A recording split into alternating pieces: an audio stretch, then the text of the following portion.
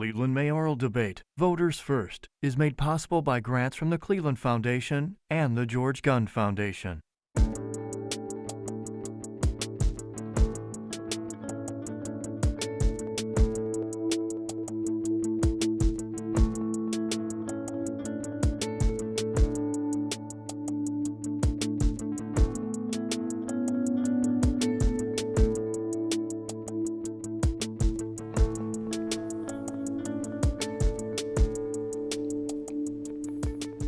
Good evening. From the Westfield Studio Theatre and the Idea Center at Playhouse Square in Cleveland, Ohio, I'm Rick Jackson, senior host at Ideastream Public Media.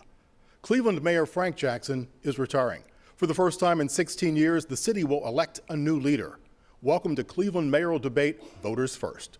Actually, this is the first of two debates coordinated by Ideastream Public Media and the City Club of Cleveland, a nonpartisan, nonprofit organization and one of the oldest free speech forums in the United States. The rules for tonight have been agreed to by all the campaigns. Additional partners here are the Press Club of Cleveland and Northeast Ohio Solutions Journalism Collaborative, a partnership of nearly 24 media organizations, including Ideastream. We welcome those watching on WVIZ, listening on WCPN, and streaming the event live. At the beginning of summer, we polled the community to ask you what issues are most important. Those are the issues we're starting with tonight: public safety, racial equity, health equity, housing, and transparency in government. Next week, the candidates will debate on jobs in the economy, transportation, the environment, and public education. Our questions tonight and next week come directly from citizens. I may have follow-up questions. None of the questions have been shared with these candidates. Candidates will have 60 seconds to answer each question. When rebuttals are needed, that person will receive 30 seconds. Not every candidate will answer every question. I'd like to now introduce the 7 people here. One is going to be the next mayor of Cleveland. State Senator Sandra Williams. Kevin Kelly, Council President from Ward 13. Attorney Ross Debello, nonprofit executive Justin Bibb, former council member Zach Reed from Ward 2, former mayor and U.S. Congressman Dennis Kucinich, Councilman Bashir Jones of Ward 7. Tonight's format: each candidate will offer an opening statement and will have the opportunity for a closing statement. In between, they'll answer your questions. The speaking order for opening and closing statements was determined by a random draw. Candidates will have 60 seconds each for both the opening and the closing statement. So let's get to it. We begin tonight with Councilman Bashir Jones. Thank you so much for the opportunity to be here, and to every partner who has made this night possible. You know, I love this city of Cleveland, but right now, we are at a serious crossroad. Over 200 people are leaving our city every month, and businesses are following as well. And not only that, but we are living in a city where our children don't feel safe to play in the park. You know, my grandmother said that if you do the same thing over and over again expecting different results, that is the definition of insanity. The reality is that this city is ready and in need of new leadership, a new generation of leadership, and new change. This city is necessary in order for it to grow. In order for us to look towards our future, we must absolutely have a leader that is authentic, that is courageous, that is persistent, that is consistent, and that puts residents first. We cannot be successful as a city if the concerns of our residents are not heard. I'm excited to speak tonight about my plan, about how we take Cleveland to the next level, but just know for sure, we cannot move forward if we continue to make the same mistakes of the past. It's time for new leadership. Thank you. Next up, we'll hear from Justin Bibb. Thank you to the City Club and Ideastream for hosting this important discussion. My name is Justin Bibb, and I'm running for mayor because I believe that now is the time for bold, new, dynamic leadership to move our city forward. I'm a son of the Southeast Side, and like many folks in this city, I've experienced my own fair share of challenges. I know what it's like to bury a family member due to violent crime. I know what it's like to see the pain in my mom's eyes when we were struggling to make ends meet. I know what it's like to see the pain in my family when local government did not work for us.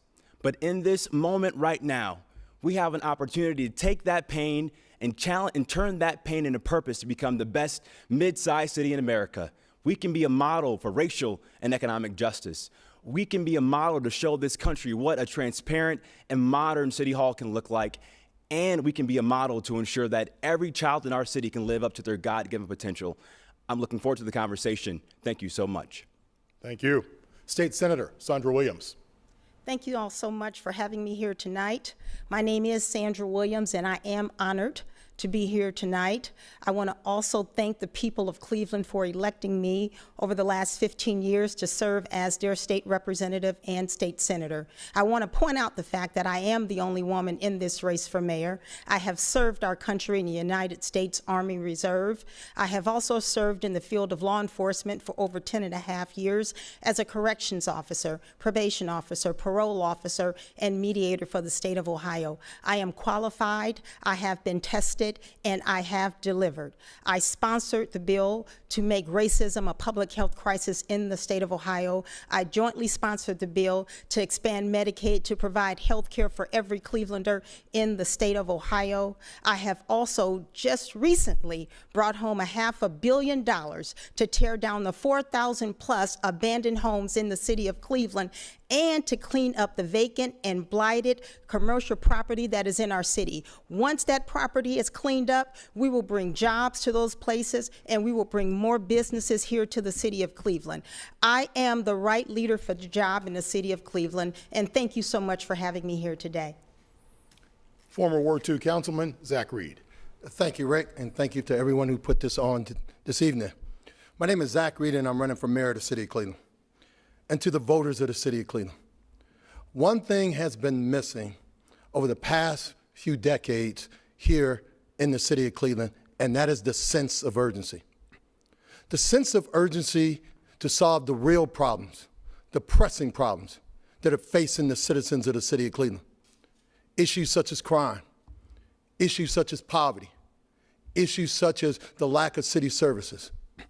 You need a mayor who is not afraid to say what is on their mind. You need a mayor that has the ability, that has the experience to go to City Hall on day one, to roll up their sleeves and change the direction of this city. And that is me, Zach Reed, the next mayor of the city of Cleveland. Thank you. Congressman Dennis Kucinich. Thanks, Rick. People of Cleveland know me. They know that whenever I get involved in something, that I have the courage to stand up, speak out, and to change the outcome. It's that can-do spirit, which Cleveland needs right now to lift it up out of the doldrums of crime and poverty. It's a can-do spirit which says, yes, we can have 400 new police. Yes, we can have 100 new safety assistants who handle crisis intervention. Yes, we can have a civic peace department. Yes, we can cut utility rates, water rates by 10%, CPP residential rates by 10%, sewer rates by 10%. Now, how can I say that? Look, remember, people said you can't save Muni Light. Well, we did it years ago. Now we have Cleveland Public Power. Over the years, saving people of Cleveland hundreds of millions of dollars in rates and in taxes. We still have a steel mill as a result of my involvement with this community. There's so many examples where we've proven with a can-do attitude, you can change the outcome. And if you elect me as your mayor, again, you know I'll be there for you. Thank you. Our next opening statement from Mr. Ross Debello. Thank you, Rick. My fellow Clevelanders, I'm Ross Debello. I live in West Park with my incredible wife, Lauren, and our dog named Baby. I'm an attorney and a former professional poker player. Now, you probably haven't heard of me, and that's on purpose. Last October, I put out a platform that fixes and holds City Hall accountable for crime, poverty, all our issues. The platform would serve us, not the suburbs. But the major media local outlets ignored every single press release I sent. So I had to make a choice as vaccines rolled out. Do I try and get this platform that has term limits and a number of just common sense things on it onto the ballot? West Park knows what I did.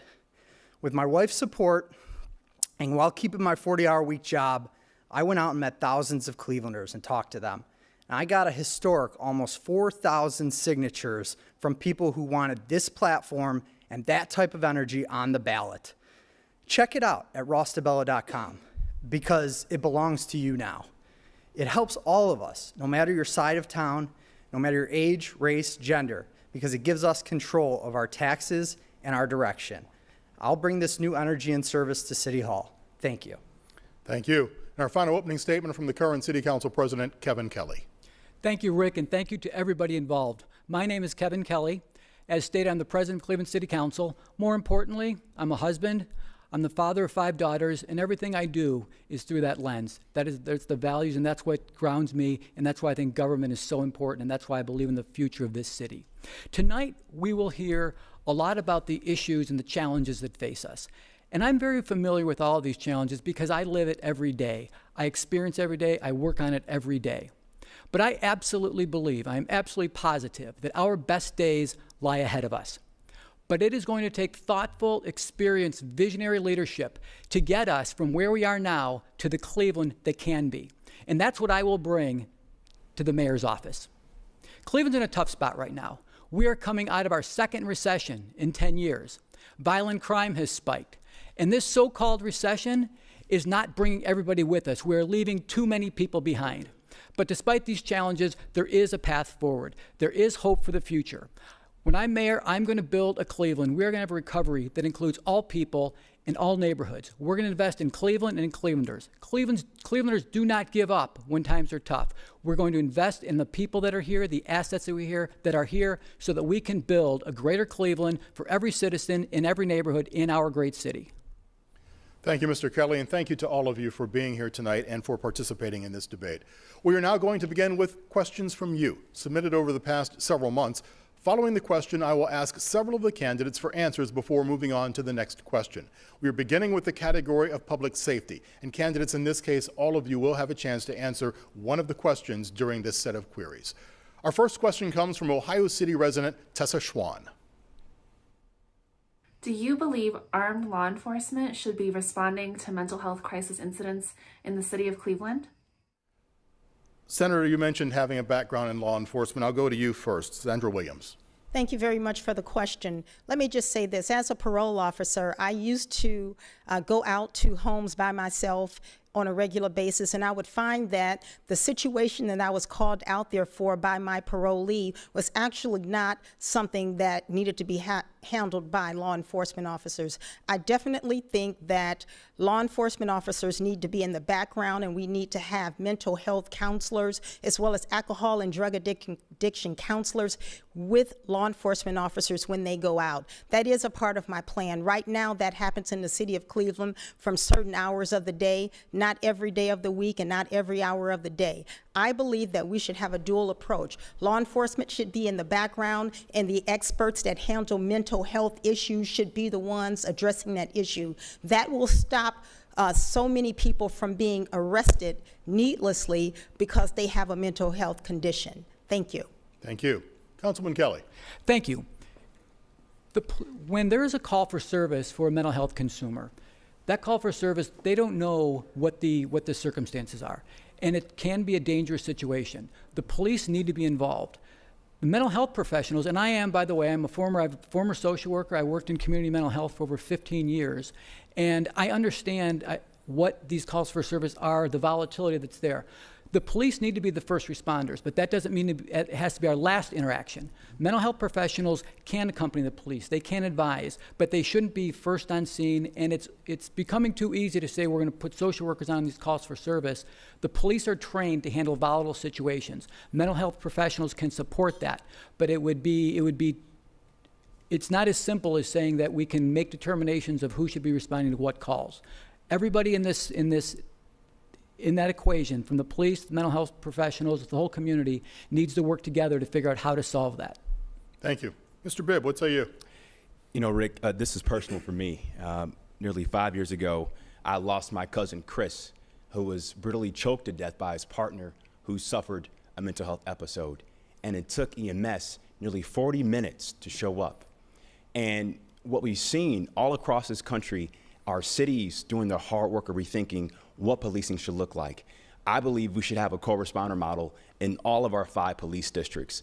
In the city of Cleveland in 2016, we did an 18-month pilot in the 2nd district, and we showed that nearly 37% of the 911 calls did not warrant an armed response from police. So it is easy and practical because we actually have done it in the city of Cleveland.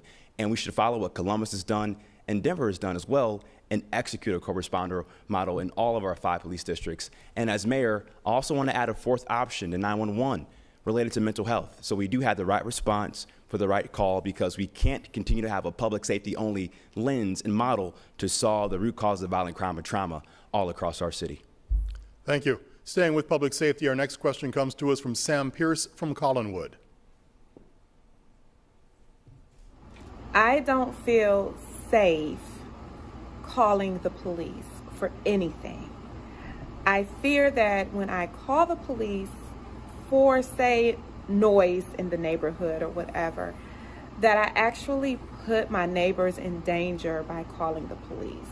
That this could be an issue that causes the death of one of my neighbors. I'd like to know what you as mayor will do to make people like me feel safe again and rely on those that are supposed to be there to serve me. An emotional question. Mr. Jones.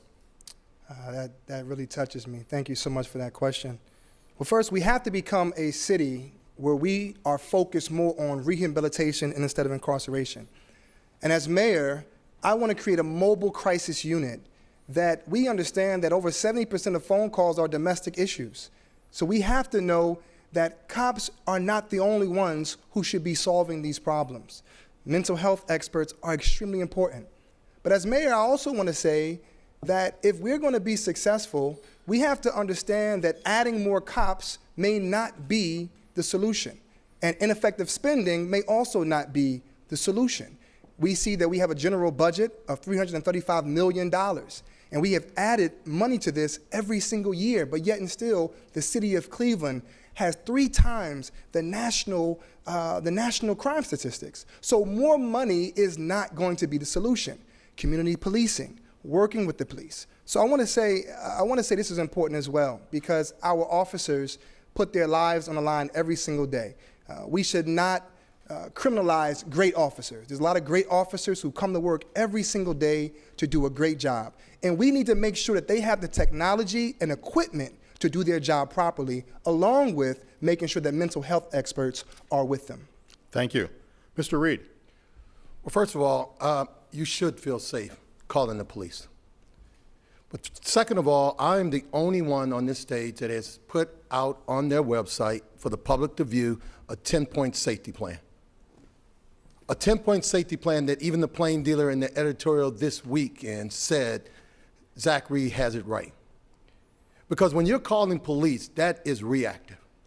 And what you're saying, young lady, we need a police force that is going to be proactive. And that's the reason I've said that we've got to start looking at public safety from a different lens. Let's stop looking at it from a criminal justice lens and let's start looking at it from what it is. We need to start looking at it from a public health lens.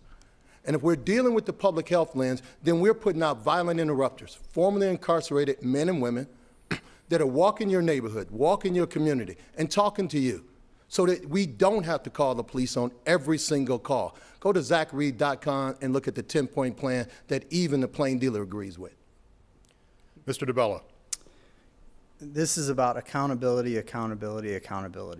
And Zach's largely right. You know, most of our officers are great, but I'm supporting the Citizens for Safer CLE amendment to make the charter permanent.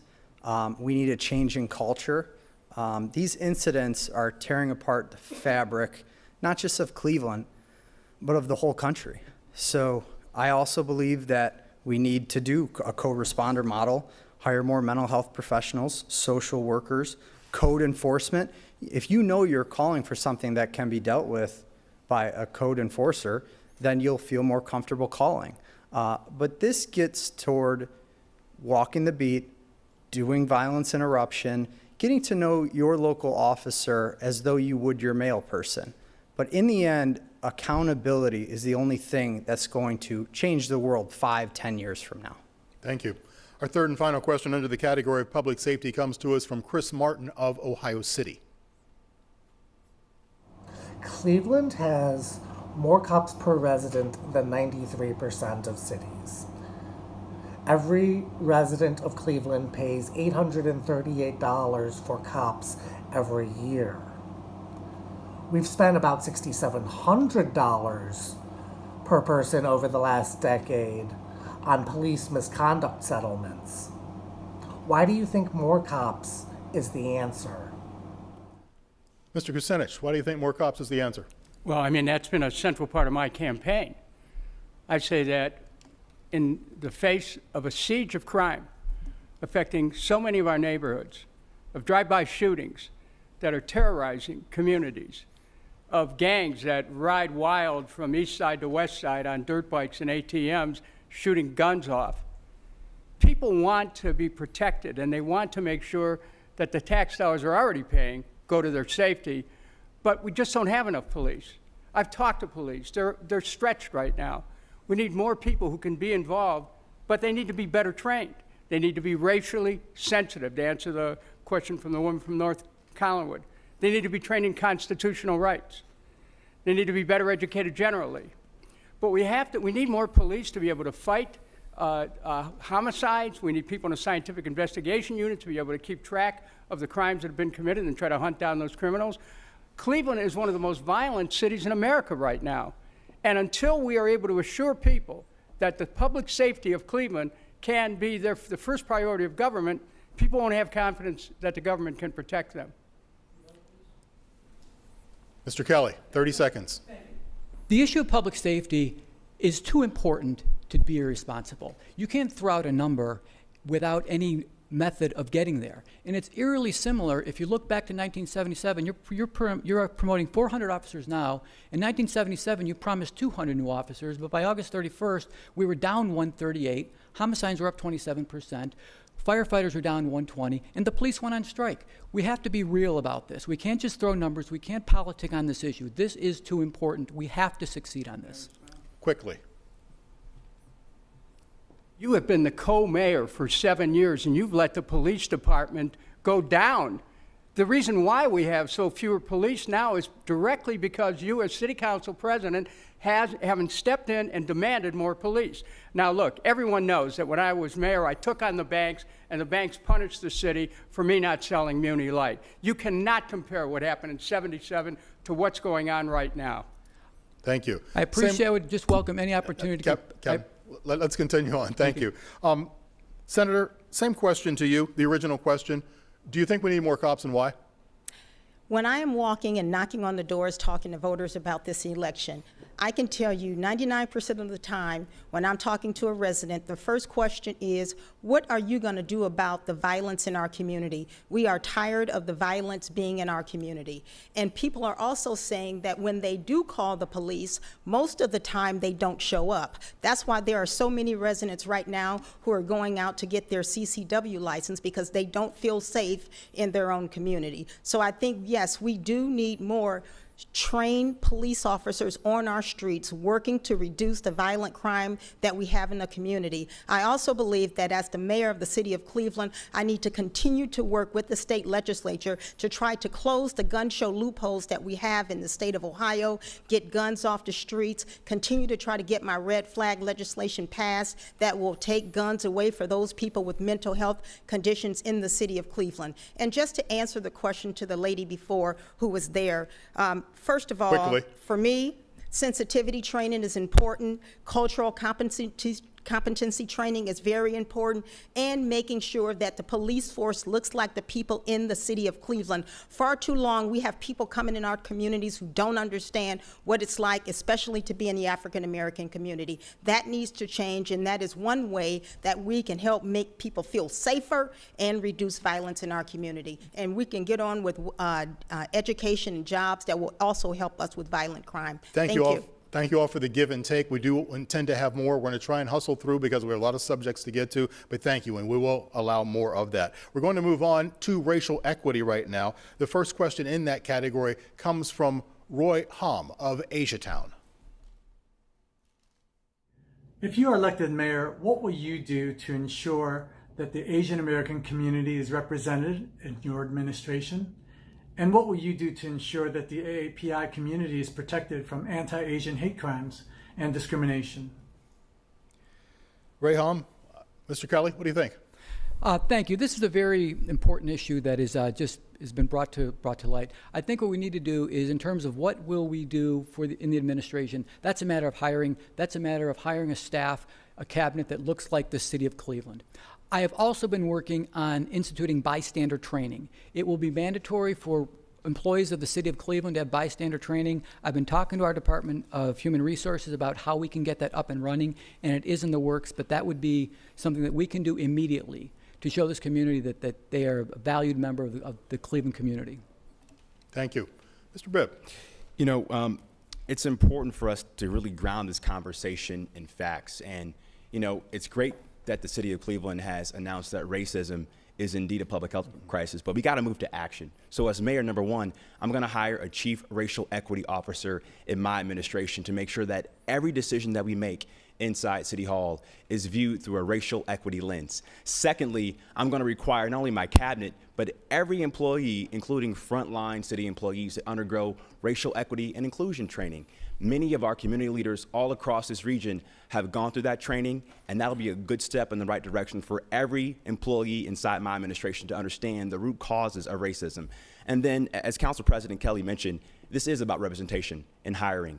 And I want to make sure that I'm grounding my policymaking as the next mayor in the lived experiences of our residents. That includes members of the Asian American community, and I intend to make sure they are in my cabinet and are getting visible leadership positions all across my administration.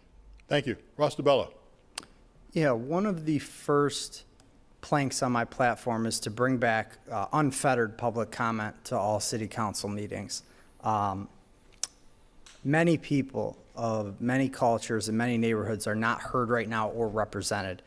We've had many discrimination cases against all ethnicities and origins in our public health department. If we hear, like Greater Cleveland OCA, all AAPI advocacy groups, if we let you talk to us and tell us, do we need to hire a cabinet position? Do we need to hire more people who speak this language or that dialect? We'll be just fine, right? Then we'll work with HR. We'll start hiring where we need to hire. And we do need cultural sensitivity training in all of our city departments, right? Ongoing bias training, and that would be the work we do. Thank you. Mr. Reed. I just want to say this. It's all well and good to say what's going to happen in your cabinet. It's all well and good to say what you're going to do. But if I look up on the stage, I think there were only 3 of us after the incident against the Asian community was out there with the Asian community doing their most perilous time in the city of Cleveland. That's what a mayor should be doing. Telling people you're going to put them in their cabinet, that's easy. Telling people what you're going to do with policy, that's easy. But the hard job is going out there with those individuals and showing it. And everybody knows one thing about myself. They know I'm transparent. They know I'm out there on the front line. That's what that man wants to know. He wants to know when an issue is facing his community, will the mayor of the city of Cleveland go out there on that front line? And as I look up on the stage, I can literally look at only 2 other people that were out there with the Asian community on a rainy, cold day, on a Sunday, out there with that Asian community, and that's what that man wants to know. Allow me to ask the director to take a wide shot. I'd just like a show of hands. Who was there? More than 3. Thank you. Can I just say something? Can I have a I'll rebuttal? go to Sandra first, Justin, and then I'll get to you. Okay, first of all, if the mayor is going to deal with the issue of hate in our community, it doesn't have to be every time a camera shows up, because many of the people on this stage show up when a camera shows up. But the fact of the matter is, I have been working for the last 15 plus years, and if you add the rest of my time to this, over 30 years dealing with issues of hate and crime for a very long time. I am not the type of person that only shows up when I'm going to get a sound bite on the camera. That's not what people are looking for. People are looking for you to solve issues. So you can stand up and say what you're going to stand up and say all day long, but if you don't put action behind those words, you're really not doing anything. And what the city needs is a mayor who is going to stand up and say hate will not be tolerated, not on my watch, and enforce it every single day. And this laxy-daisy training that we are having on a regular basis with people saying we're making sure you're culturally competent and give you an hour training, that is not going to work. We have had hate in our country since before the 1600s. And we've been dealing with those same racist policies for the longest. And just this year, since the pandemic happened, that's not when Asian people first started facing hate. I'm going to stop you here because it is 30 seconds. And I am the person to deal with it. I'm going to go ahead and take the prerogative here to allow others to speak, but do please watch your 30 seconds. I promise Mr. Bibb you go next, but I will get to the others. I want to make this known.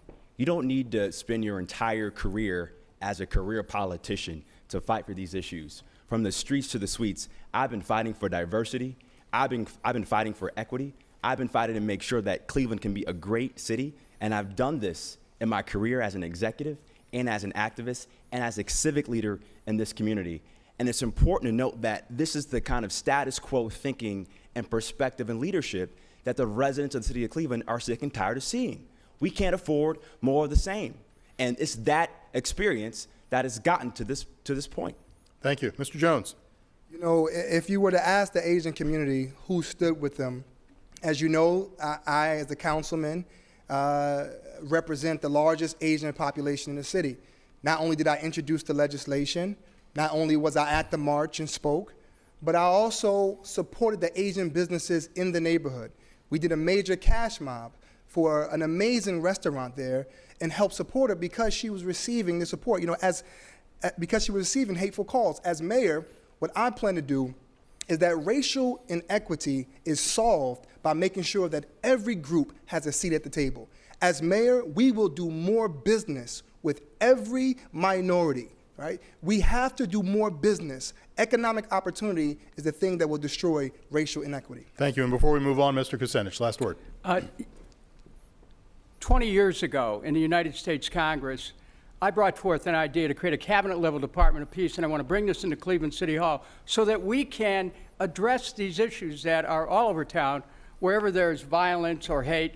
Those are often a learned response. We need to change that response so we can actually use Cleveland as a place that can show the whole country that we can be a more peaceful city, a safer city. And as far as the questions of equity, we need job equity, financial equity, and safety equity for people of all race, colors, and creeds. Thank you. Thank you. We're going to stick with the racial equity issue because it does obviously have interest here on the panel. A question that came to us frequently in our survey, but not necessarily from one person on tape. So we've combined this. I'll give you the question. With the racial divide in Cleveland, the new awareness of discrimination, and inequities after the George Floyd murder, the divide in housing and many other circumstances, what are your plans to solve the age-old racial tension that permeates this city? And Mr. Reed, I'll go to you first. Well, first of all, let me say this. Attacking me doesn't solve the problem. Let me be clear. Attacking me does not solve the problem. And there's no substitute for experience. So when you talk about me going out on that front line and doing what I do, because I listen to the people in the city of Cleveland. So when you talk about that question and what I'm going to do, I'm going to do what I've been doing when I was a councilman for 17 years and got elected 4 times. When Ms. Jones called me on the phone, I didn't just call her back, I went and talked to her on her front porch. When Mr. Smith needed help on his street, I went and I talked to him on his back porch. So we can continue to say what, and continue to try to attack me and what I've done. But my record speaks for itself.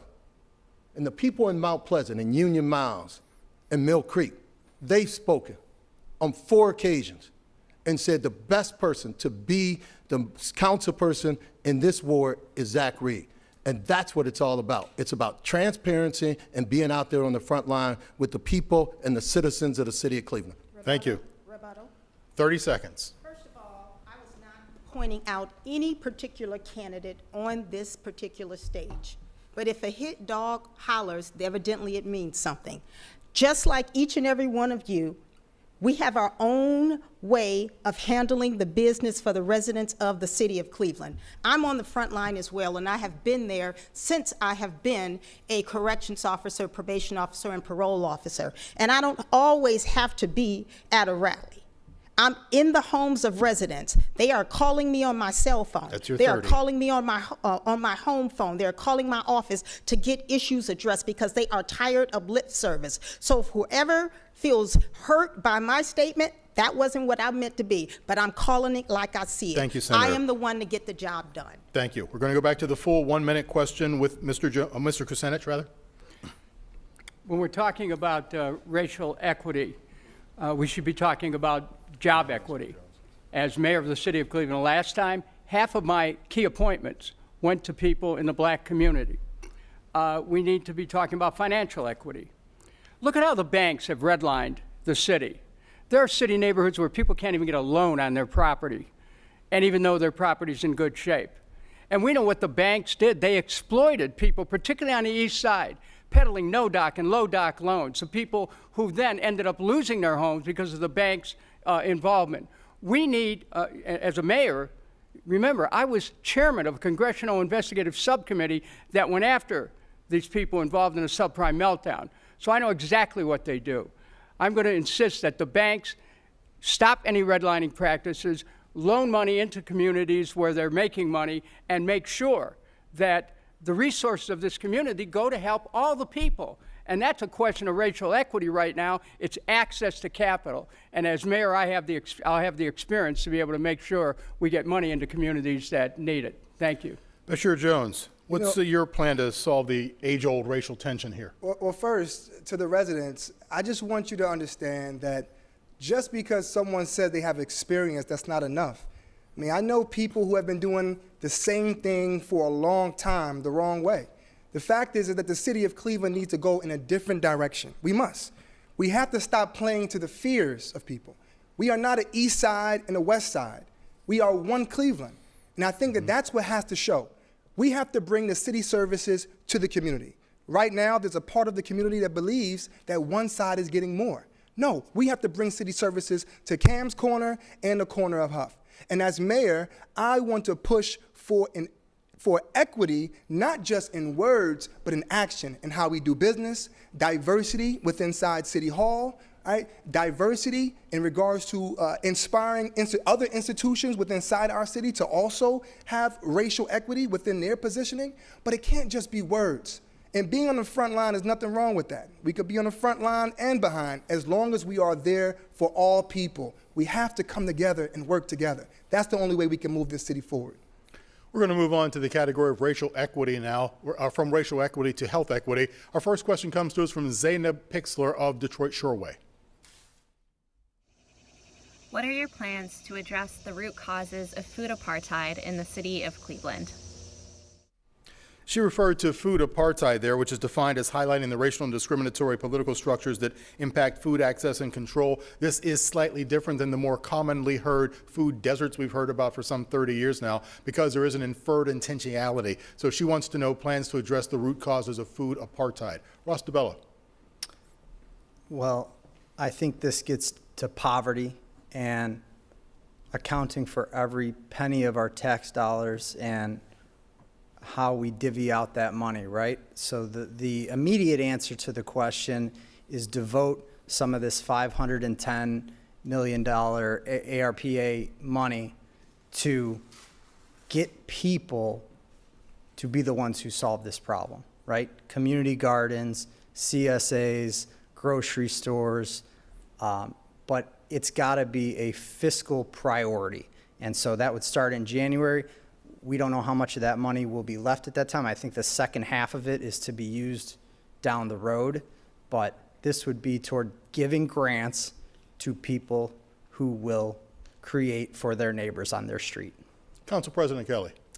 Thank you. Very important question, and let me make this clear. When I'm mayor, your health outcomes and your life expectancy will not be determined by your zip code. As it gets to food apartheid, food insecurity, we're not asking the right questions when we think about health equity. In the neighborhood that I represent, Old Brooklyn, we took the step of making public health a community development issue. outside of bricks and mortar, outside of business development. And what we did is we started with the community health assessment. And the questions we asked weren't, when did you see the doctor last? What is your health plan? The questions we asked were, do you have access to fresh food? Do you live within a 10-minute walk of a park? Do you feel safe in your neighborhood? Do you have a job? Do you know your neighbors? These are the questions that we used to build community projects. That's what led to the Old Brooklyn Farmers Market. We were very surprised to find the number of families that were on SNAP in Old Brooklyn, but we responded. We responded because of the outreach that we did. We realized that we did have a food security issue in Old Brooklyn. We responded with a fresh food farmers market every Saturday. These are the types of decisions, these are the types of steps we need to take to make sure that we are really addressing health equities, and we're looking at the whole problem, and we're not looking for quick answers and addressing one small part of the issue. This is a serious issue in the city, and we need to have a holistic approach that has a neighborhood health equity lens for everything we do. Councilman Reed, you represent an area that's seen supermarkets come and go. How do you keep that from happening? You keep it by ensuring that the neighborhood, the community, first of all, is safe. People make a decision to move into a city or out of the city based on a number of things, but one of the things at the top of that list is safety. And what we've been able to do in Mount Pleasant was to attract Save-A-Lot and Aldi's into our community simply because we made it safer. As councilman, I put up over 125 surveillance cameras. As councilman, I had police officers walking the beat. As councilman, once again, I was out there talking to the residents and the merchants in Mount Pleasant and in Union Miles to find out, what did you want? What did you need? How can we help you? That's what a mayor needs to be doing. I am the most transparent former elected official in the entire city of Cleveland. So there's no substitute for the experience that I've shown over the last 17 years as a council person. That's how we did it in Mount Pleasant. That's what I'm going to do across the city of Cleveland. Justin Bibb, what would you do? Food insecurity and food deserts is a major crisis in the city. You know, my grandma, who just turned 92 a couple weeks ago, she has to take probably 2 buses to get to a grocery store that sells fresh fruits and vegetables. And that's the same story in many parts of our city. So number one, we actually need to fully fund our health department and have a targeted focus on food policy to figure out how can the city of Cleveland eradicate the barriers that exist from a policy and structural level to address this need. The other thing we should be doing is leveraging this investment with the Opportunity Corridor.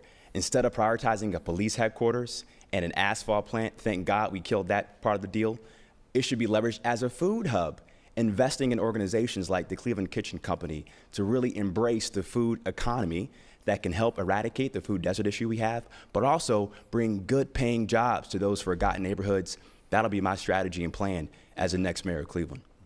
Mr. Jones. You know, you can't talk about this without not mentioning the MVP during the pandemic, which is the Greater Cleveland Food Bank. I mean, they did an absolute phenomenal job in taking care of tens and thousands of people. They're getting ready to build a new headquarters that we need to make sure that a part of this $511 million go towards assisting them. The second thing I want to say is the first thing I did when I became councilman was created a food distribution center in my community. Over 1,000 people a month we feed. Why is that important? Because when you talk about food, in order to understand this, you have to know what it feels like to be hungry. I can remember living in the Salvation Army and living in homeless shelters in the city of Cleveland and knowing what it feels like to be hungry. You can't come up with a solution unless you know what it feels like to have that pain in your stomach. So the reality is that not only dealing with food apartheid will feed people, but it also helps our children. I remember being a young person going to Case Elementary and MLK Middle School and only going there because I can get some lunch. You know, I mean, children can't even pass their tests if they're hungry. So food is a major issue, and that's why in our community we do our distribution center and we support local farming in our neighborhoods.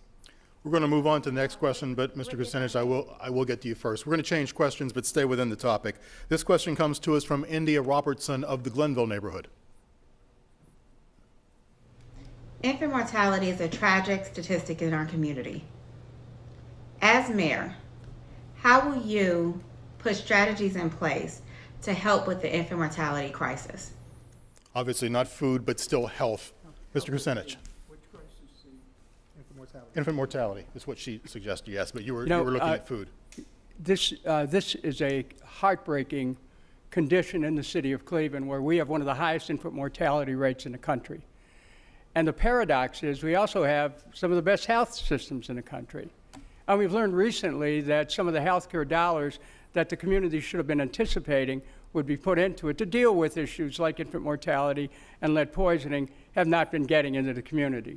I expect to have a very good cooperative relationship with the head of our major hospitals to show how they can reach into the communities and communicate with people, let people know about services that are available, make their services available, make sure that, maternal and infant care becomes something that Cleveland can be known for instead of being a tragedy.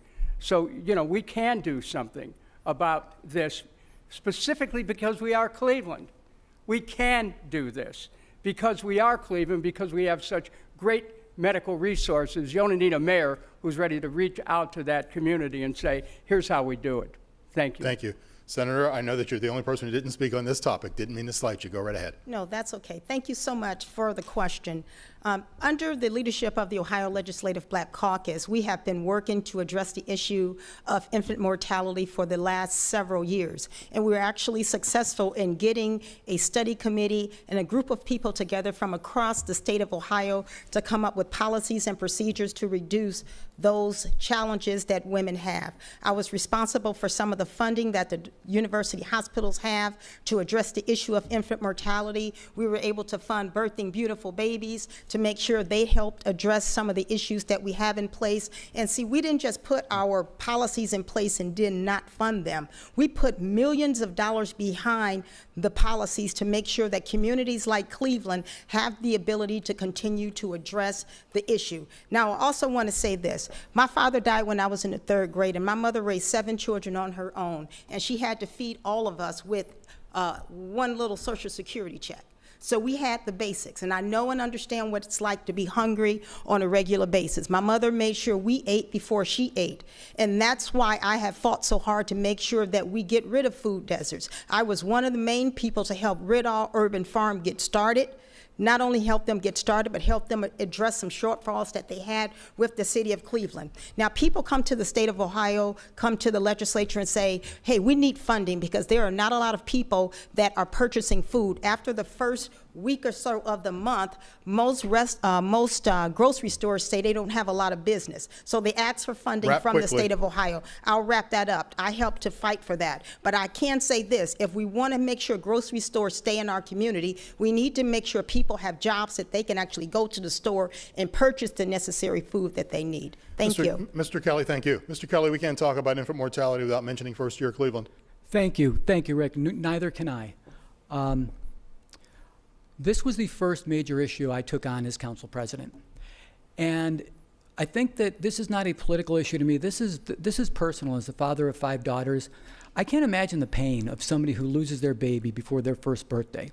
So I almost think that the term infant mortality has become too sanitized. We need to call this what this is. This is a health outcome that should be shameful to this city. It is shameful. We've made progress, but we need to keep going. What I realized when I started digging into this issue was that there was a lot of good people doing a lot of good things in this area, but they weren't doing so in any coordinated fashion, and they weren't funded at the level that was going to move the needle. And that's why we formed First Year Cleveland. We collaborated with the major health university. We collaborated with the philanthropic community, the community health providers. We had meeting after meeting to build First Year Cleveland. The whole goal was, what do we need to bring people together to rid this community of this shameful condition? And First Year Cleveland has made progress. We're moving the needle in infant mortality. But I know I'm over time, but I have to get this in because it's important to everything we've talked about. What First Year Cleveland revealed when we started digging into the numbers is that if you take away some of the presumptions of why we had this terrible rate of infant mortality, not getting prenatal care, the health of the mother, everything, you strip all that away, there was one thing that determined whether that baby was going to live to their first birthday, and that was the race of the mother. And that is something that we declared as First Year Cleveland. We were the first umbrella organization to make that statement. That's what led to the 400 Years of Racism Conference. And that's where, when we talk about racism as a public health, we have to remember that this is undergirding a lot of our public health crises. And really, First Year Cleveland was a first step towards addressing infant mortality. But again, this needs to be a clear your desk moment. We need to deal with this every single day until we do not live in a community where we have a disproportionate number of babies that die before their first birthday. Thank you, Councilman. Last on this is going to be Mr. Jones. I'm going to give you the full minute. Thank you so much. You know, it's just so interesting to hear, people wake up now. This has been an issue for a long time. Racism has been a public health crisis for a long time. And the fact is, let's be more specific than just saying infant mortality. Let's say black infant mortality. That's a whole nother issue. And I think that this is something that we are even afraid to talk about. If you want to talk about black infant mortality, you cannot discuss it without talking about structural racism and the impact that it has. So as mayor, what I would like to see in this city, if we're going to attack this issue, is I plan to increase the amount of black women doulas in our city. Black women doulas. Why? Because people who are going through pain also need the solutions. We don't need people from the outside telling us what we need to do to make our situation better. We understand it clearly. And Ward 7 is where the headquarters of Birth and Beautiful Communities is. And I appreciate Senator Williams for supporting such an amazing initiative ran by President Jasmine Long. It's a very important conversation. We cannot talk about black infant mortality without talking about structural racism. And to go back, Rick, we cannot talk about crime without talking about poverty. Poverty is the greatest crime. Crime is just a symptom of the bigger issue. Thank you, sir. We're going to move on. I'll get to you, though. We'll move on. You're watching the first of two mayoral debates coordinated by Ideastream Public Media and the City Club of Cleveland. We're dealing with a very specific set of topics and questions in this session. Others will come next week. As we move into questions now on housing, we begin by hearing from Mildred Dixon, now of downtown Cleveland, but who has experienced the difficulty of being unhoused. What are the specific plans of each candidate to get people housed off the street into permanent housing and even out of shelters? Because being in a shelter is not a home. A shelter is a transitional spot for people to organize their lives, get their financing together, and to move to something that they can call their own. Mr. Bibb, I'm very aware you've not gone first in any questions, so go right ahead. Yeah, and this question is timely. I was just at the men's shelter on Lakeside Avenue at 2100 Lakeside a couple days ago, and saw the challenge of this issue firsthand, and also spent some time with Frontline Solutions in Ohio City. And for me, number one, we need to do a better job in the city of supporting more access to permanent supportive housing, to better support our homeless population, to get a leg up and have a pathway to having a life with dignity. That's essential. Secondly, our building and housing department must be more bold and aggressive on cracking down on predatory landlords. I just, a couple of weeks ago, did a press conference attacking Holton Wise, which is calling many communities in the city, particularly in the east side, slum communities and war zone communities, which is undermining our ability to attract real investments to better support more affordable and workforce housing. And I think it's time for us to truly re-examine and rethink our abatement policy to better have incentive to support more affordable and workforce housing all across this city. Councilman Reed, as we look at transitional housing, shelters, how do you handle that as mayor? I think you come down to what I said in my initial statement. We have to get a sense of urgency on this issue. It has to be a sense of urgency. When Mayor Michael White became mayor of the city of Cleveland, he turned those vacant lots into home ownership. And that's what we're not doing. And that's the problem that we're having across the city. There is no sense of urgency. There's no sense of urgency when it comes to infant mortality. That's the reason it continues. There's no sense of urgency when it comes to these food deserts. That's why it continues. There's no sense of urgency when it comes to the violence in our city of Cleveland, and that's why it continues. There's no sense of urgency. Look at the facts. The fact that there's not been one new house built in Ward 1 and in Ward 2 on the southeast side of the city of Cleveland in the last 4 years. But yet houses on one side of the city are going to the skies. That is a problem. And that's the reason that young lady is talking about this problem of homelessness, because there's no sense of urgency for the leadership in this city, that the problems that are facing the people of the city of Cleveland, as I said, the violence, the poverty. And what I'm saying is a mayor needs to show what Mayor Michael R. White showed, that we can turn those vacant lots into home ownership. And especially if you look at the fact that African-American home ownership, if we're gonna build a middle-class African-American community in this city, we've got to get more people of color owning homes. And as mayor of the city of Cleveland, I'm going to do the same thing as Mayor Michael R. White. I'm going to show the urgency that is needed to do home ownership in this city, across the city of Cleveland. Thank you. Let me give Mr. Debello a minute before I get to the rebuttals. Thank you, Rick. Yeah, we need to put our land banks to use, employing young adults and even high schoolers in those neighborhoods, getting them the trade background, paying them $15 an hour while they train, while they build. Then we are actually finally in the city of Cleveland building from the bottom up, as opposed to the way we do business now, while increasing the housing stock. We need to do this building affordable, create public housing, put doors near transit. We have built less homes since 1980 than we built total in the decade of the 1940s.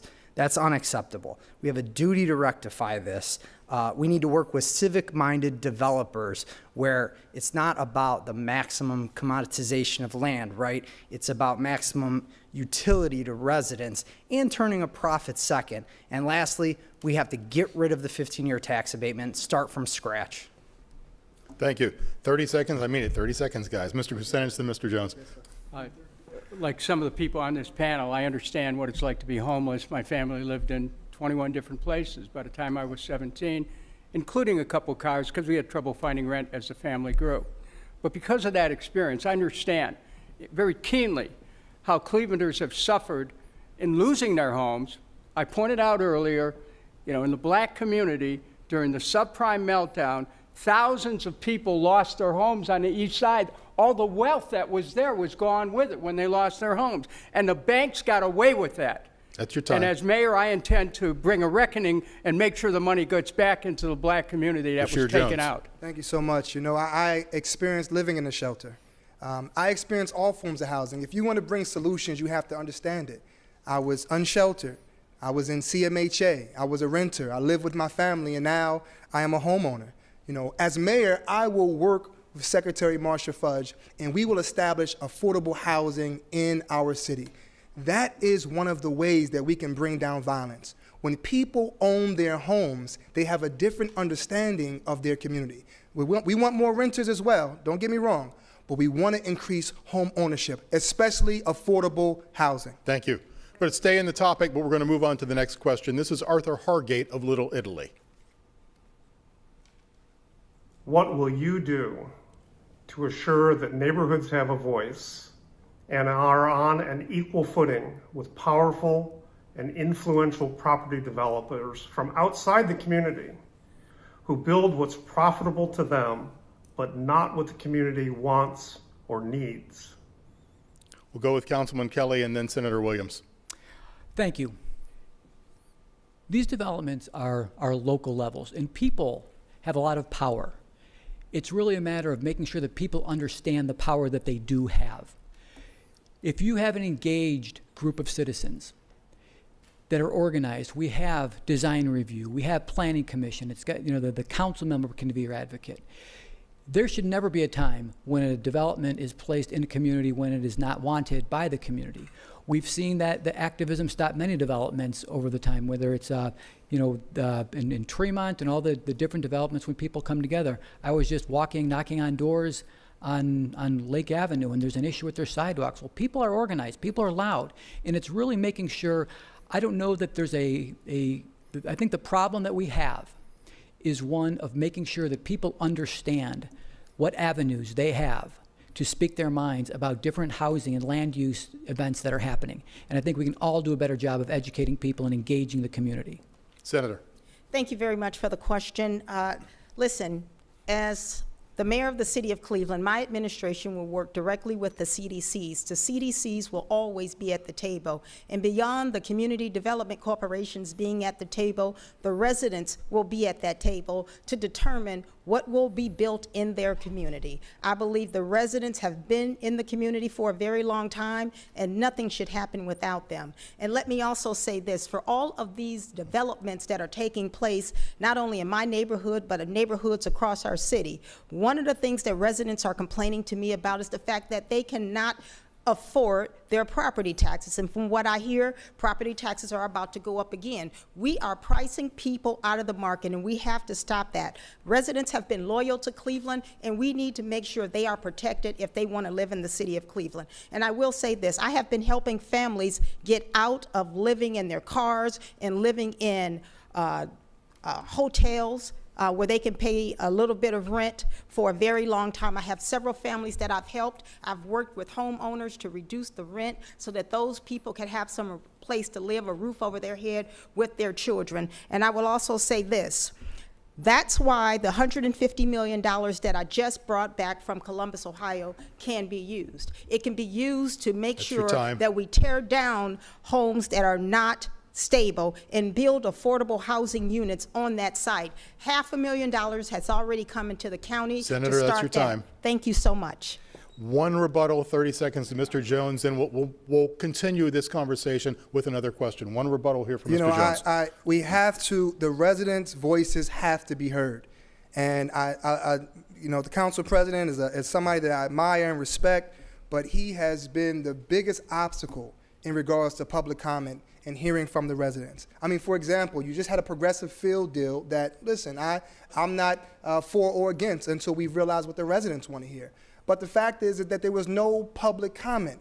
We have to have public comment. The voices of the residents must be heard. And just to say real quick, that $511 million, a percentage of that dollars as mayor will go to help fix our senior homes who are living in dilapidated homes where roofs are falling and porches are falling. We need to support the residents who have been taking care of our community. I know what I just said, but he did mention Mr. Kelly, so you do get 30 seconds. Yeah, thank you. First of all, I appreciate that you admire me. You're just kind of wrong on your facts. I am going the 18th, I've forwarded rules to Cleveland City Council to change our process to allow public comment. In the progressive field, it's been a long time, but I'm the first council president to do it, and I'm pushing it forward, and it's going to happen. The progressive field deal, that hasn't come. It's going to have all kinds of hearings, and I think you know that. It's got to go to planning. It's got to have review. This is at the very beginning of it. It's going to have plenty of public input. To say that that is done, I didn't vote on it. Did you vote on it? We didn't vote on it, and nothing's happened yet. Okay, thank you. I'm going to introduce one more videotape into the housing question and then go to the respondents here. This is Yvonne Cawthorn of Glenville.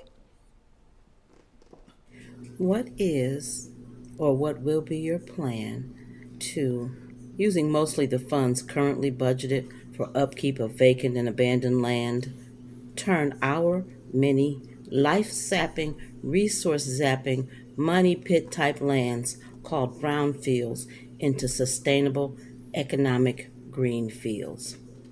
I like her writing style. Ross Debello, you go first on this one. Well, this actually relates to the prior question, right? We've got to be in control of what the development of these brownfields is going to be. So to answer the gentleman and the lady's question, we're going to strip political power from those developers. We're going to bring the campaign finance limits way down, right? $250 per pack, $750 per person. That dictates policy, high rises, what gets developed where. And those brownfields, many greedy folk that will not be sleeping within our borders tonight, they got plans for them. They want to make money off them. We just want to better the community for our kids, clean our place, create affordable transit-oriented living. So we have to be in charge of how those brownfields are developed. We have to take that political power away. Thank you. Yes, I see the hands. Mr. Reed first. I think it just comes down to the fact that we've got to work with Congress, announced Secretary Fudge, to work out ways that we are going to turn these brownfields and turn these vacant lots once again into productive things in our community. I mean, just think about it. I fought very hard for years against the county land bank because if you just look and see, the vast majority of houses that were being demolished were on the east side of the city of Cleveland. And what I would say to them was, look at it. The fact that a vacant lot doesn't send their child to a public school.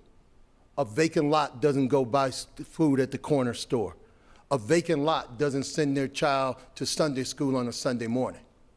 And therefore, what we've got to do is we've got to show a sense of urgency that is going to say that in these wards and in these communities that have all these vacant lots, we've got to turn them into productive areas in the city to bring back families and, as I said, home ownership. Because I agree with Councilman Bashir. If we're going to eradicate and reduce the violence, we've got to reduce the poverty in the city of Cleveland. Poverty and violence go hand in hand. Thank you. Mr. Bibb. You know, it pains me to say this, but we live in one of the most anti-democratic cities in America. It wasn't council leadership that had the bright idea for public comment. It was activists like Nora Kelly, Paula Camp, Jessica Trevisano, who fought on the front lines to make this a reality, to bring public comment to the city of Cleveland for the first time in nearly 100 years. The other thing I want to say is this.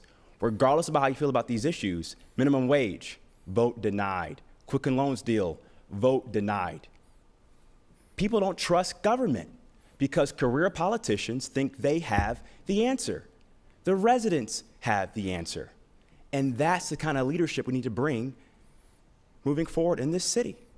And as we think about how to better activate these abandoned lots, we need to have a proactive strategy to make sure we're using all the stimulus coming down from President Biden to activate our brownfields for more job hubs, particularly in our forgotten neighborhoods, and think differently about how do we leverage solar energy and build solar farms in these abandoned lots so we can finally get our reliance off of carbon emissions and move CPP to the green economy for a green, prosperous future for Cleveland, Ohio. Thank you. Because he did mention your name, Mr. Jones, you do get 30 seconds. I just want to say to my fraternity brother, you know, I've been working on public comment since I got into council. The very first year that I got into council, I've been working on public comment. And I appreciate all of those amazing groups that joined us because, you know what, it feels, you know, people talk about experience. You don't have to be in council for a long time to see the problem. I was there for one term and already see that there's a serious change that needs to be made. And you also have to have council members that stand with you. I think that's very, very important. You know, what I did in Ward 7 was created the Huff Community Land Trust. Time, sir. The Huff Community Land Trust. And community members are on the board and they determine what development happens in their neighborhoods. Thank you. We're going to move on to the final category here because we do have a time limit. We're shifting our focus to government transparency, and I promise all of you will get a chance to talk on this topic. We've heard from people with an eagerness to engage, really, but a concern that they don't have full access to records or representatives. We're going to begin by hearing from Leslie Kuba Bednar of the Jefferson neighborhood.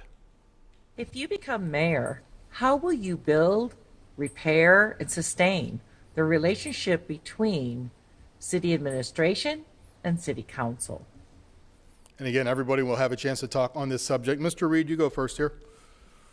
Well, when you talk about the transparency in government, I mean, there's no better way in transparency in government of what I've already said in the initiative. I said it the last time I ran, and I'm saying it again this time. I am going to open up the mayor's office every Saturday to the citizens in the city of Cleveland to come down and talk to the mayor personally. They should not have to go through the bureaucracy of an inefficient city government that's going on right now. I've said it once, and I continue to say it. If the CEO of Eaton, Cleveland Clinic, or Sherwin-Williams wanted to see the mayor, they would make a phone call and they would get to see the mayor. The question is, why can't Ms. Smith that lives on 154th? She's got a problem. She's worked the system and the system has not worked. She wants to talk to the mayor. She should be able to talk to the mayor. Why can't Mr. Smith that lives over in West Park, who has a small problem in his regard, but it's big in his mind, and he wants to come talk to the mayor? So when I'm mayor of the city of Cleveland, record requests that come from the media, it's not going to be stonewalled. Isn't it amazing that when they want to let you know they did something good, that record request and that item gets out there quick, fast, and in a hurry? Please. But Okay. when the citizens want to see the public record, they walk the line very slowly. When I'm mayor of the city of Cleveland, transparency is going to be at the top of my agenda. Senator, how about when you're the mayor? When I'm the mayor, the city of Cleveland will have a one-stop shop for all residential consumer issues. No longer will you have to wait like I did for a year to get my light bulb replaced. If you have a problem with the city of Cleveland, you will have one place to go. We might have a couple, but you can call us on the telephone. You will be able to get us on an app, on the website. You can come down and you will speak to us in person. You will be treated with respect when you come to City Hall, because City Hall is not my City Hall, it's the resident City Hall. And as far as working with my colleagues, let me tell you something. It's not about Ward 1, Ward 5, Ward 10. It's all of our responsibilities to make sure that the city of Cleveland works for everybody in the city. But I'm going to go back real quick to talk about brownfields, because that's my favorite thing in my few minutes. When I started out, I talked about the fact that I just brought home $500 million. $350 million of those dollars went to clean up those brownfields that I have been tired of looking at for a very long time. $150 million will go to get rid of these abandoned properties. We should be making sure that when businesses want to move into the city of Cleveland, they don't have to wait decades in order to make sure they can do business with the city of Cleveland. If a business wants to expand in the city of Cleveland, trust me, they're going to have enough parcels to expand in the city. And I'm also going after businesses in other states, because I want to attract those businesses to the city. We will move at the speed of business in the city of Cleveland. So brownfields, they are ready to be gone, because under my administration, they're done. Thank We're going you. to move on to the next question, but Mr. Kucinich, I promise you'll be first on this one. Let's roll the tape of Giovanni Garrison from Slavic Village. I would like to know, how will you as mayor show transparency and accountability when it comes to community block grant dollars and how those funds are distributed within the neighborhoods? So block grants or relationships, Mr. Kucinich. You have to start with people in the neighborhoods, and that means actually soliciting people door to door to come to meetings. But I just want to say this issue of transparency is one of the behind the scenes issues that is so important to the people of Cleveland, because let's just look at what's happened in the last few months here in Cleveland. More recently, $435 million being discussed about Progressive Field, but the deal's like a black box. We don't know anything about it. It's been announced, everyone agrees on it, but we haven't seen any numbers. There's a lack of transparency. This tragic case of a city councilman who was actually stealing money by putting in for vouchers or for $1,200 a month that he shouldn't have been able, that he couldn't prove that he actually, spent. 383 different federal counts were involved in that case, and city council leadership goes, duh, we don't know nothing. Now, there's something wrong with transparency there. And finally, this idea of not having public comment at city council. They've been rolling the public for months and years on this. No transparency. People don't have a voice. Well, when I'm mayor, people have a voice. I made sure that the first hour of every day, people were able to call me directly as mayor to cut through the bureaucracy. I did that 44 years ago. Thank you. Mr. Kelly, I was going to go to you anyway, but he took a shot at you, so take the full minute. I'm going to if I could take a minute 30 with rebuttal plus. No, just give you the minute. Nice try, though. Really nice try. Okay, very good, very good. Let me start with the issue with Ken Johnson. I don't review the expense reports. The moment I found out about it, I stopped it. The moment I found out about it, I called in an independent auditor to review our processes. And we can't go back and fix the past, but we can absolutely be sure that the next person that tries to cheat the residents of the city of Cleveland will not be successful in that area. Mr. Kucinich mentioned public comment. I seem to recall that you were a council person at a certain point and you were mayor, and I don't remember that being part of what you did in either of those positions. I actually did it. I actually got it done. You're the council president. Where's your public comment? Come on.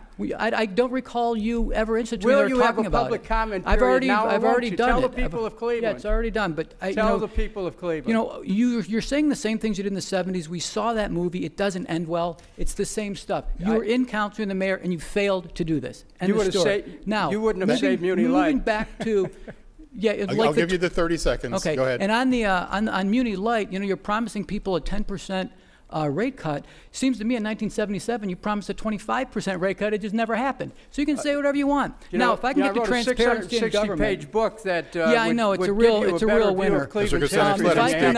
Rick, if I can just get to the issue of transparency.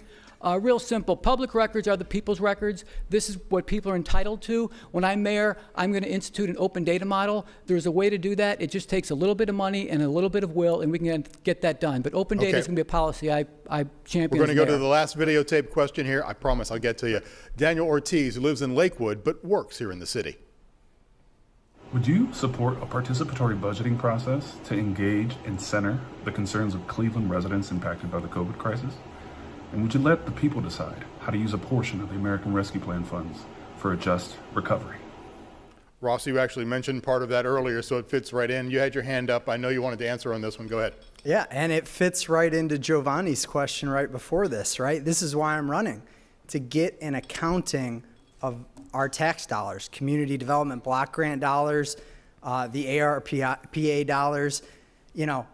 My income taxes went up from 2 to 2.5%. My property taxes went up from $3,200 to $3,900 in 1 year. Now I'm not getting recycling, right? We're not getting plowing. We're not getting paving. You're not getting ambulance responses. I don't know what I am getting. So I went out and got 4,000 signatures to get on the ballot. So we're going to up our technology game, do a public ledger, and me and my neighbors on Mirrormead get to see where every penny goes if I become mayor. Now, these guys are traditional politicians, so they're well-funded. They'll do what their donors ask of them. But Sherwin-Williams, whoever we give our money to, right, we demand to see the books. Mr. Bibb, last answer today. Yeah, I would say the last two questions speak to this culture of complacency that's a cancer in our city.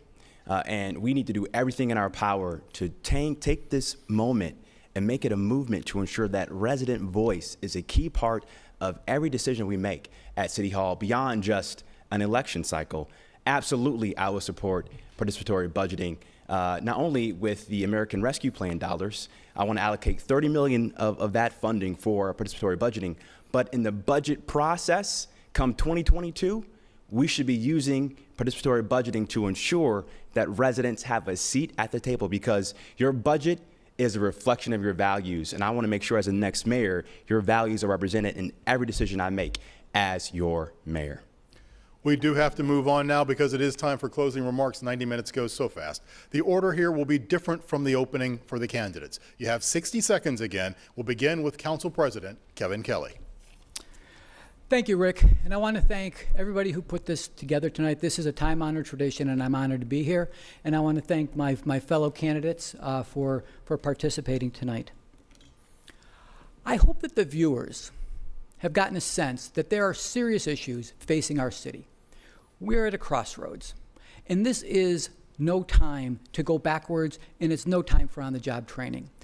We need to make sure that we get this right.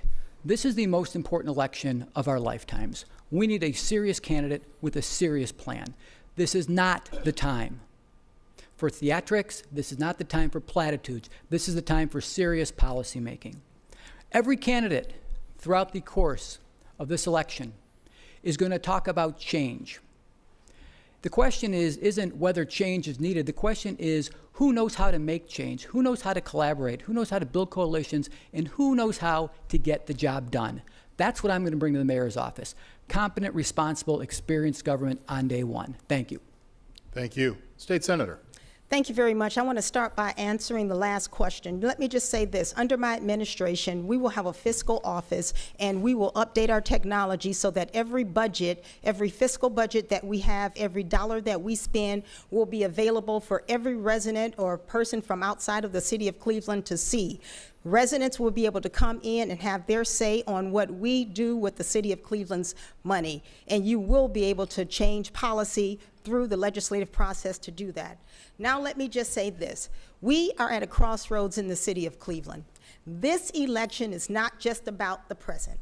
This is about the future for our children and our grandchildren. This is about hiring a leader who knows and understands what Cleveland needs. This is about a leader who is going to deliver safer streets. This is about a leader who is going to deliver a quality educational system for people.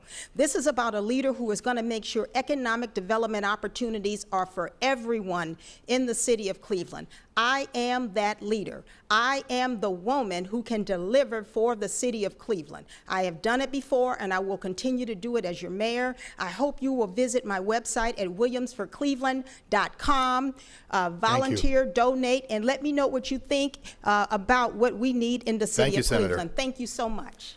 Councilman Bashir Jones. Thank you so much for the invitation. This has been absolutely amazing. I just want to say thank you to all of my volunteers, to everyone out there who's been praying for me, to every person who has assisted us in this campaign. I got to say a thank you to Reverend Dr. Otis Moss. These are the people who helped raise me. Reverend Dr. Otis Moss and Reverend Cavanis and Imam Abbas and my teachers like Miss Thomas and Miss Patterson and Miss Merrill Johnson and Miss Lynn Roebuck, who said that your voice will always have power. That's the reason why I came back after I graduated from Morehouse College with honors, to say, you know what, true success is not about how far you go, but who you bring along with you. We need fresh eyes when it comes to city services. We must bring city services to the people and not wait for them to come to us. We need to deal with public safety, and we need to look at how do we not only have an impact locally, but also nationally and internationally. Cleveland is the greatest location in the nation, but we cannot grow unless we work together. And as mayor, my job is to bring the east side and the west side to be one side, because we are one Cleveland. Thank you. Thank you, Councilman. Congressman Dennis Kucinich. Thank you very much. Safety, a peaceful city, prosperity. That's the direction I intend to take Cleveland in. How? 400 new police who will make our neighborhoods safer, walking the beat, community patrols, 100 safety assistants who will work and respond to calls that do not require an armed response, a civic peace department, so we can really interact with people at a community level and get underneath the violence that's going on and divert away from violence. In addition to that, I'll lead the way to reduce water rates 10%, to ask our sewer appointees to seek a 10% cut in sewer rates. They're both sitting on huge surpluses, those departments, and also a 10% reduction in Cleveland Public Power. How can I do that? Because I know what needs to be done. I have the experience. I also have the willingness. Right now, the people of Cleveland really don't have a choice in their government. They don't have a voice. With me, they'll be empowered. The people will finally have a mayor they can call their own. Thank you. Thank you. Justin Bibb.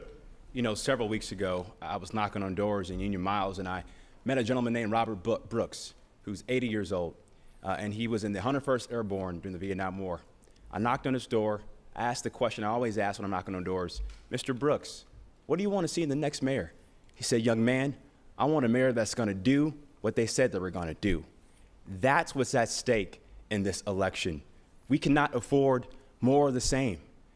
Racial and economic justice is on the ballot, making sure we have a modern and responsive city hall that works for our seniors, that works for our families, that works for our children is on the ballot. Ensuring we continue to improve public education so all of our children can live up to their God-given potential is on the ballot. I've dedicated my entire career of making cities safer, stronger, and more resilient. As an executive at Gallup, I advise big city mayors all across the country. As an executive at Key Bank, I advise a $2 billion business. I'm the right leader for the right time. I'm ready for the job. Thank you so much. Thank you. Councilman Zach Reed. First of all, Rick, I want to thank you, and I want to thank everyone at Ideastream who brought this to us this evening, and I want to thank you, the voters, for listening this evening. Rest assured that this election is about neighborhoods. And you saw on this stage tonight the abuse that I had to take simply because of my experience. And there's no substitute for experience. So when someone tells you that neighborhoods are forgotten, these neighborhoods aren't forgotten. These are neighborhoods we haven't invested in. My mom lives in these neighborhoods. She raised 3 boys on her own. Miss Jones lives in these neighborhoods. So for one candidate to say these are forgotten neighborhoods, these people don't think their neighborhood's forgotten. What they know is someone at City Hall has not had their back. And they know one thing. They've watched me over the years, and they know that there's one person every day that went to City Hall and that was looking out for their best interest. And I'm asking you, the voters of the city of Cleveland, on Election Day, September the 14th, vote for experience. Vote for Zach Reed. Thank you. Mr. Debello, bring us home. Thank you, Rick. I'm simply much different than the other 6 candidates up here in the current administration.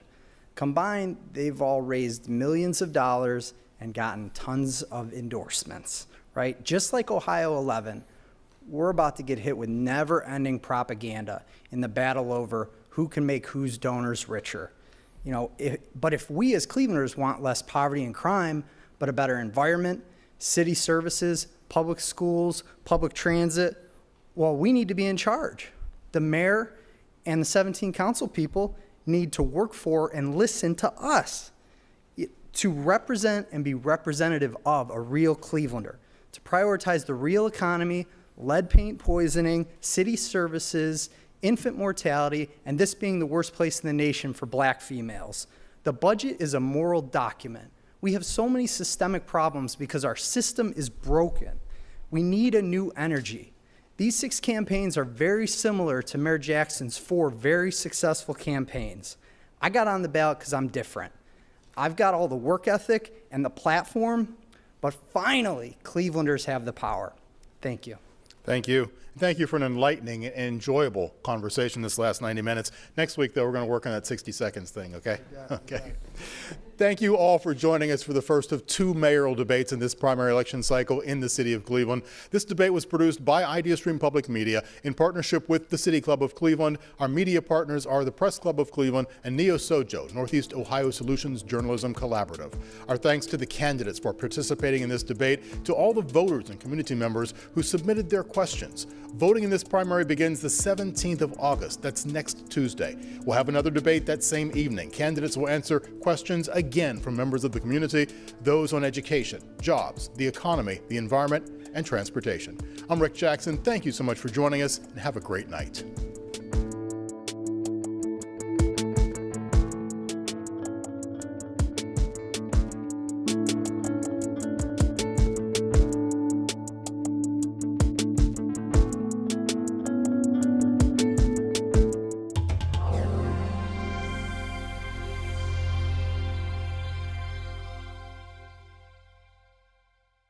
Cleveland Mayoral Debate, Voters First, is made possible by grants from the Cleveland Foundation and the George Gund Foundation.